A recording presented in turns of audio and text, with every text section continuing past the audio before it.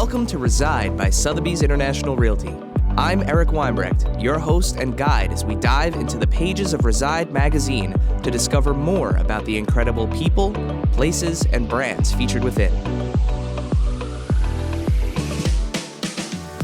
Please be sure to like, follow, and subscribe to @Sotheby's Realty on Facebook, Instagram, Twitter, and YouTube to experience incredible homes and stories from around the world.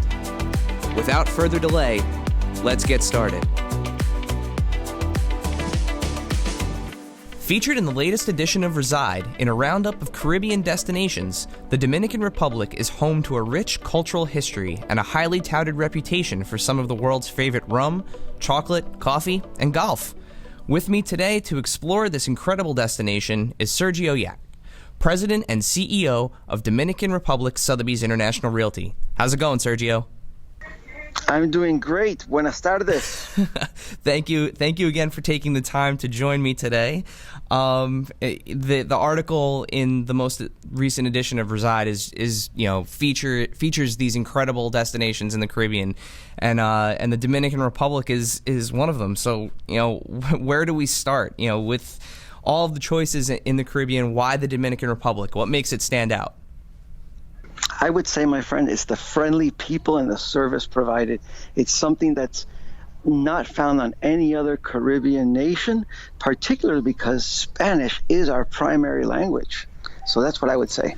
The people and the service that they offer. Now, one of the things that you mentioned, when we first started speaking, before we actually started rolling tape, you told me to add golf into the description of the Dominican Republic. What makes golf so important there? Well, first of all, the Teeth of the Dog is the number one course in the entire Caribbean for countless years. And just in our eastern side of the country, we must have at least 20 world-class golf courses. Jack Nicklaus, Pete Dye, Robert Trent Jones, famous worldwide designers. People from all over the world come just to golf here. And that kind of ties well into the magazine article. It focuses mostly on tourism and the people who vacation there. But what's full-time life like in the DR?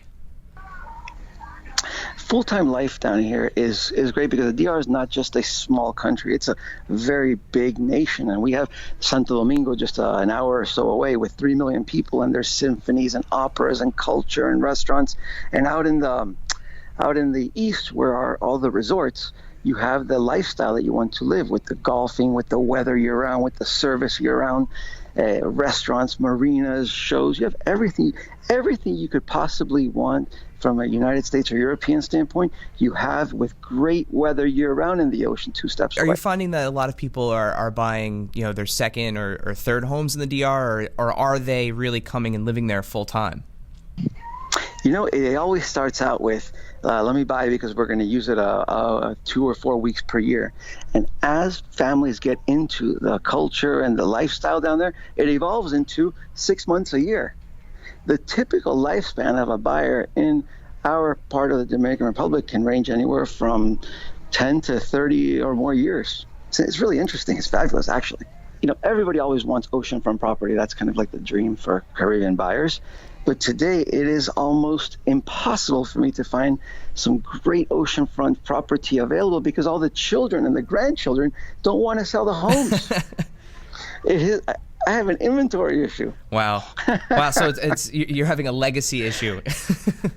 Yeah. But it's true. And it's nice because, the kids are like, no, where are we going to go? Not only did we grow up here and our kids are growing up here, but where is there that's anywhere better that offers everything we offer? So it's quite fascinating. And where do you find your buyers are coming from? Are they local? Are they natives? Or, are they coming from, a specific place? Is there a specific feeder market? That's one of the most interesting questions about our market. Since Santo Domingo is an hour and a half away, I would say 50% of our buyers come from that mega feeder market, which is Santo Domingo, right in the country. And then the rest of the feeder markets are New York, France, Spain, Canada, all over the world, because there are direct flights to Punta Cana and Santo Domingo from every major airline, and that's the key to any feeder market. So with 2018 now, well in the rearview mirror, What's on the horizon for the Dominican Republic? What's going on in 2019? What are you looking forward to? From a tourism and lifestyle point of view, I see it only getting better and better, because as more people learn the differences between, for example, the all-inclusive in Bávaro, Punta Cana areas, they learn about the more upscale lifestyles in certain areas of Punta Cana and La Romana. So I think it's just going to grow. The world doesn't know about Casa de Campo, and the world doesn't know too much about the resorts in Punta Cana, but every year they know more and more. So I think it can only get better. And as living there, more and more I hear, gosh, I'd like to live here more. Gosh, I'd like to live here more. So I see it only positive, Eric. Well, thank you for taking the time to join me today. I think you've given everybody some insight into the Dominican Republic, and maybe now people will know Casa de Campo. Tell them to check us out. As we say here, mi casa, tu casa. Excellent. Be sure to check out the article on Sotheby'sRealty.com to learn more about the Dominican Republic and the other destinations in the Caribbean. Thanks again, Sergio. Thanks, Eric. Take care. Bye-bye. Ciao, ciao. From the sandy beaches and warm escapes of the Caribbean, our journey takes us to Portland, Oregon, where the nightlife reflects the city's vibrant, varied, and incredibly diverse cultural reputation. Deb Tebbs, owner and CEO of Cascade Sotheby's International Realty, is here to take us out for a night on the town. Hi, Deb. Hi. How's everything going?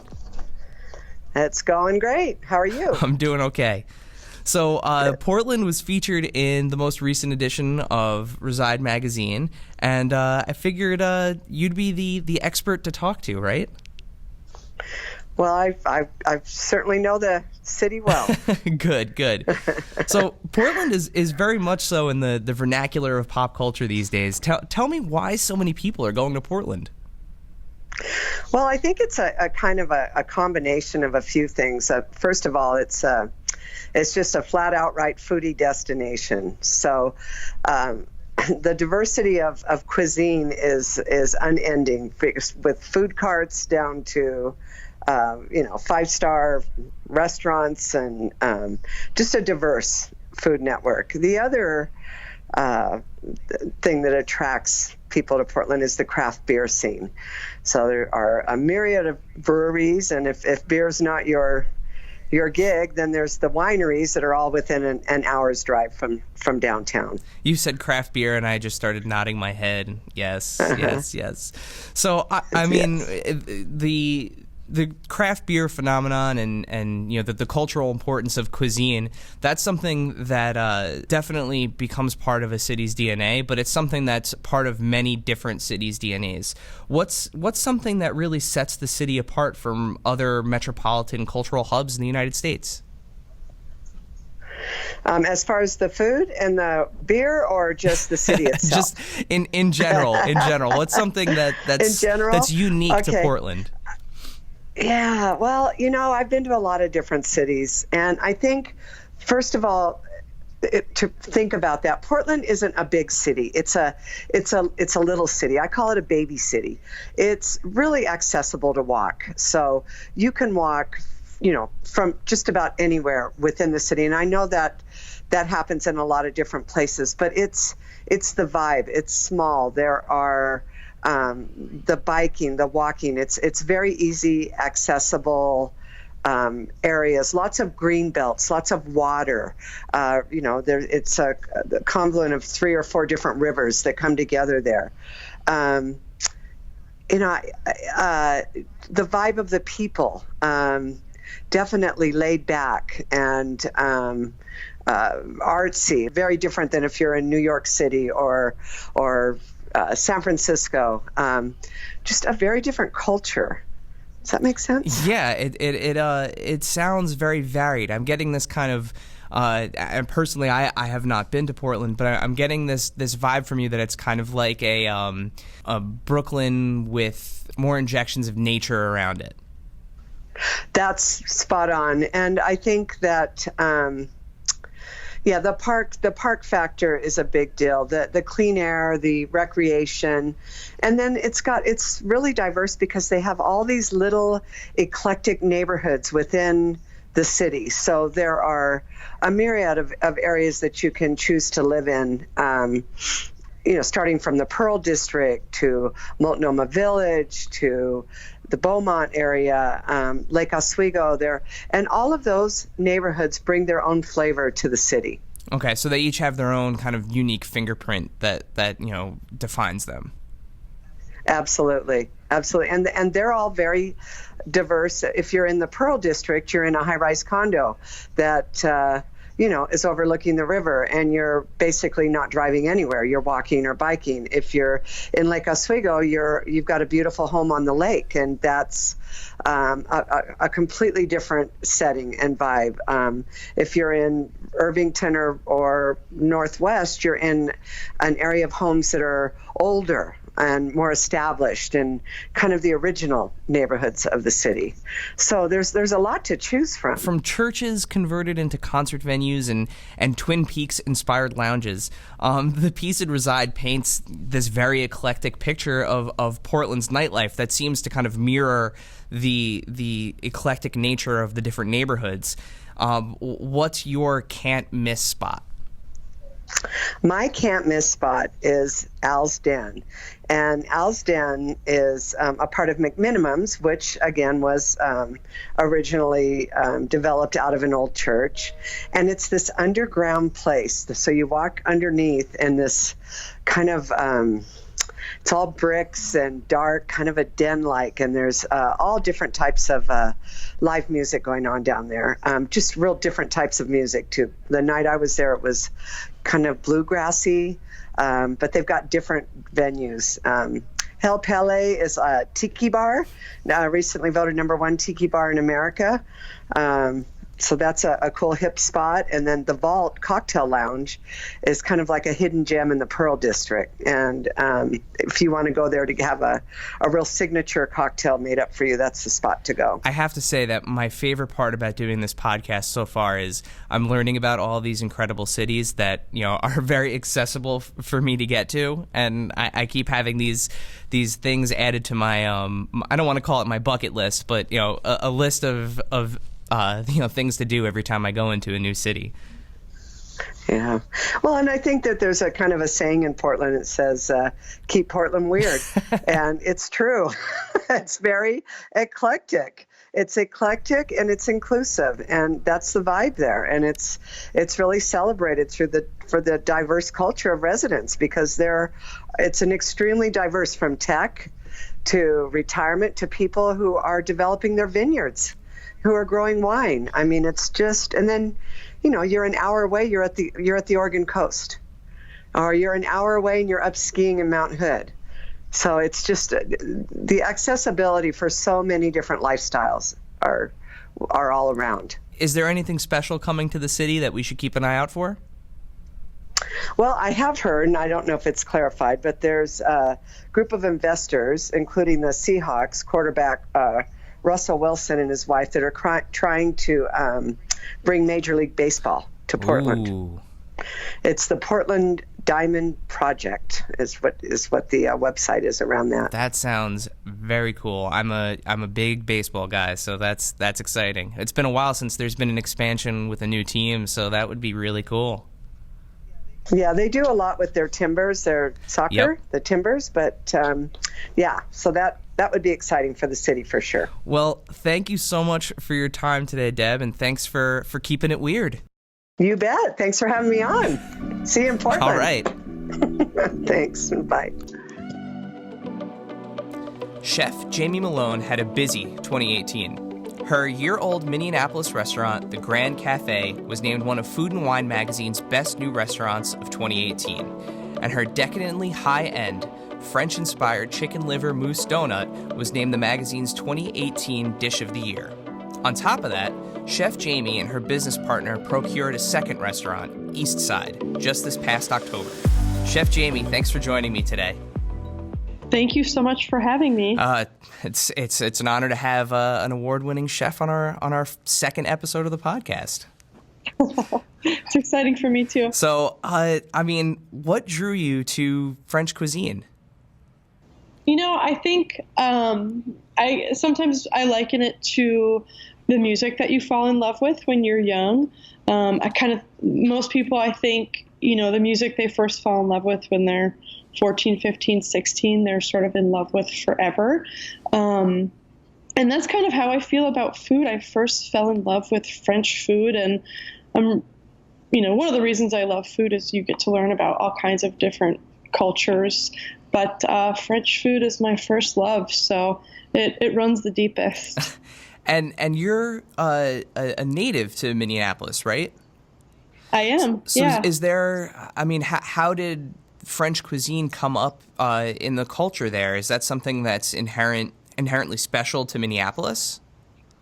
No, it's not. And I went to Le Cordon Bleu, so I went to a traditional French culinary school. But actually, before my time, there were some French restaurants in Minneapolis, but when I was coming up, there weren't a lot of them. And I think that made it feel even more special and a little bit exotic, especially the kind of French food that I like to cook, which is very old-fashioned and very, very traditional. So to me, it felt exotic. So do you find ways to take the traditionalist approach to French cuisine? Do you find ways to kind of work in some of the city into that cuisine? I think for me, the most important way to do that is to create relationships with purveyors. And, so we have people who do flour locally. Obviously, we're the mill city, so that's kind of a big thing here. And we get a lot of produce locally. That's kind of the biggest way to make the tie-in. But I'm not one of those cooks who's hyper focused on the place where we're at. I'm kind of more interested in transporting our guests. Where do you find the inspiration for your dishes? I think my inspiration for food, it comes through just experiences that have brought me pleasure and that I have loved and have stuck with me and impacted me. And so I always try to distill that within the personality of the restaurant. I get inspiration from really old cookbooks. There's just certain things that, I'll read about, or it's just like, oh man, that's just elegant and stunning. And I just love everything about it. I love, sometimes the necessity from which things came, and then they're, created, and then they're refined over generations to be this thing of elegance and art. And that I just find incredibly beautiful. But as far as, for the restaurant, I try to create dishes, but I also try to create like a whole world. Everything about the restaurant is just kind of its own little world. So we like to tie in everything, not just the food. So what do you mean by that? Like the decor, the music, the decor, the style of service, the words we use. I've got a funny story, actually. My business partner, Nikki, one day we were having a conversation and we were talking about exactly this. And I said, we can dig deeper into the words that we use on the dining room floor. And I meant to say, if someone comes in for a reservation, instead of saying great, we should say like marvelous, because it feels kind of old world and unique. And instead of marvelous, I said Marvel Fluff. Weird. So that's forever our word. So it's Marvel Fluff. We always joke around about that, but kind of things like that. Just trying to put a lot of spotlight on the nuances. So to lean on your words, speaking of things that are Marvel Fluff, how did you come up with the award-winning donut? I've got to know. It was a work in progress, and an old chef partner of mine, Eric Anderson, and I used to kind of do riffs on things with chicken liver all the time, and that was just one of the evolutions that it came into, and it just really felt like, chicken liver is very old-fashioned and very rich and can be kind of boring and feel a little maybe grandma-ish. Which I do like, but this felt like a super fun evolution of it. I like incorporating pastry techniques into savory food. So we use something called luster dust for the glaze. So it's like sparkly and glittery, and it's got all those kind of whimsical qualities of a French pastry, but it's savory. Very interesting. I mean, I I have a very adventurous palate, as I'm told. I constantly love to try new things. And the moment I read that in both Food and Wine and in Reside magazine, I've got to try it. I've got to get out to Minneapolis and try it. I absolutely have to. You mentioned that chicken liver feels kind of like grandma-ish, and that gets me thinking, how does a background like yours, where you have, this deep and kind of like all-encompassing love for food, but you also have this professional training, how does that differ you from those who are brought up in the kitchen and they kind of cut their teeth with their grandma standing next to them and holding their hands and things like that? Yeah, that's a good question. I think most cooks, even who have gone through culinary school, really the way you do cut your teeth is either in the kitchen, or you probably do have some sort of deeper history growing up with food, which I think both are the same for me. I think the big difference with culinary school is you really have a concentrated time to focus on foundational techniques. So, 2018 has been an absolutely whirlwind of a year, it seems like, for you, with everything that you have going on, and we're just getting into February of 2019. So what do you think this year has in store for you? We've got 2 restaurants now, and we've got a great team, and we're just going to put our heads down and work on making everything better and more fun and more magical. No rest for the wicked, right? Yeah, exactly. Well, thank you very much for joining us today on the podcast. Be sure to visit Chef Jamie the next time you're in Minneapolis and experience her unforgettable culinary creations. Thanks again, Chef Jamie. Thank you so much for having me. Thanks again to Sergio, Deb, and Chef Jamie for taking the time to be with us today. Thanks also to Stephen Connolly behind the board and all of you for listening.